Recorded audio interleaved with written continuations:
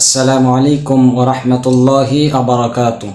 সম্মানিত উপস্থিতি, আজকে আমরা জানব হানাফি মাযহাবের সিলসিলা তথা হানাফি মাযহাবের গোড়াপত্তন কোথায়।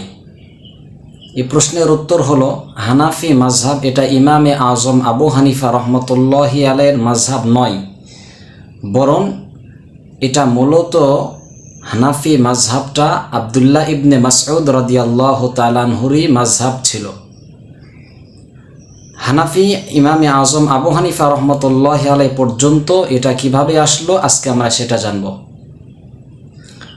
সর্বপ্রথম এই হানাফি মাযহাবের প্রতিষ্ঠাতা যিনি মূল, তিনি হলেন হযরতে আব্দুল্লাহ ইবনে মাসউদ রাদিয়াল্লাহু তাআলা আনহু। আব্দুল্লাহ ইবনে মাসউদ রাদিয়াল্লাহু তাআলা আনহুর ইন্তেকালের পরে হযরতে আলকমা রাদিয়াল্লাহু তাআলা আনহু তার মাযহাবটাকে ফলো করেছেন, লালন পালন করেছেন। হযরতে আলকমা ইন্তেকালের পরে ইব্রাহিম নাখঈ রহমতুল্লাহি আলাইহি তার মাযহাবটাকে অনুসরণ করেছেন এবং লালন পালন করেছেন। ইব্রাহিম নাখঈর পরে হাম্মাদ ইবনে আবি সুলাইমান রহমতুল্লাহি আলাইহি তার মাযহাবকে অনুসরণ করেছেন এবং লালন পালন করেছেন।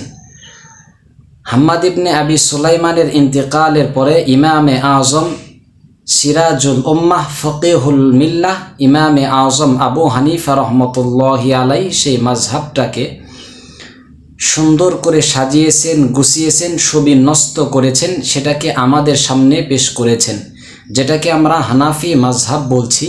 আসলে এই মাযহাবটা ইমামে আজম আবু হানিফা রহমতুল্লাহি আলাইহির নয়, বরং মূলত এটা আব্দুল্লাহ ইবনে মাসউদ রাদিয়াল্লাহু তাআলা আনহুরই মাযহাব ছিল।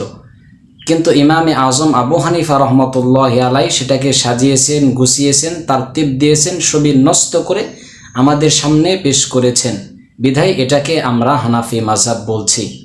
তাহলে আজকে আমরা এখান থেকে সুস্পষ্টভাবে জানলাম হানাফি মাযহাব এটা মূলত আব্দুল্লাহ ইবনে মাসউদ রাদিয়াল্লাহু তাআলা আনহুরই মাযহাব ছিল। এটা ইমামে আজম আবু হানিফা নিজের থেকে এটা তিনি বানান নাই। আশা করি সকলেই বুঝতে পেরেছেন। আল্লাহ তাআলা সকলকেই দ্বীনের সহি বুঝদান করুক। আসসালামু আলাইকুম ওয়া রাহমাতুল্লাহি ওয়া বারাকাতুহু।